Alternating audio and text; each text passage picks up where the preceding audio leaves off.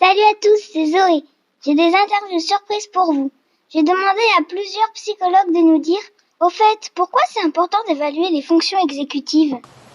C'est important parce que c'est souvent de là que viennent les difficultés scolaires et d'autonomie des enfants que je vais recevoir en consultation, mais pourtant elles sont encore très peu connues, mal identifiées par les professionnels de l'éducation ou par les parents. Leur atteinte, ça peut gêner par exemple l'organisation dans les affaires, le travail, ça peut gêner pour maîtriser les émotions, s'adapter à des changements d'activité imposés aux élèves dans leur classe. Avec les bilans qu'on fait de plus en plus fins, détaillés grâce aux outils comme par exemple la batterie fait qui vont arriver, on identifie mieux d'où viennent les difficultés rencontrées sur le terrain et puis on donne des pistes beaucoup plus concrètes pour améliorer le quotidien des enfants. Et puis ensuite, on prendra le temps d'expliquer aux familles, aux professionnels qui les accompagnent, comment faire pour développer et pour compenser ces facultés. Je dirais même que cette évaluation est essentielle. On sait que le développement des fonctions exécutives peut être perturbé dans le contexte des troubles neurodéveloppementaux et des lésions cérébrales acquises. Ce sont des pathologies que peuvent présenter les enfants que nous accueillons au CRTA, et donc cette évaluation, avec des outils solides associés à des questionnaires, va nous permettre de mieux comprendre les difficultés de l'enfant selon ses compétences et la façon dont cela se répercute dans la vie quotidienne.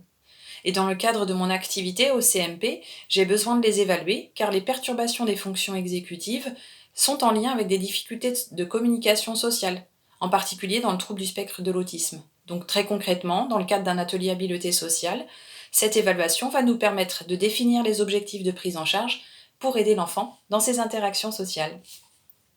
Au-delà du fait que les fonctions exécutives soient nécessaires aux apprentissages, elles permettent aussi la régulation comportementale et émotionnelle.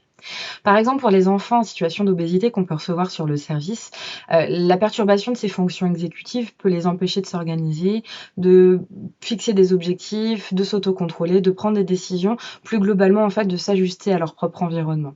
Tout cela évidemment en lien avec un contrôle des émotions qui peut être fragile.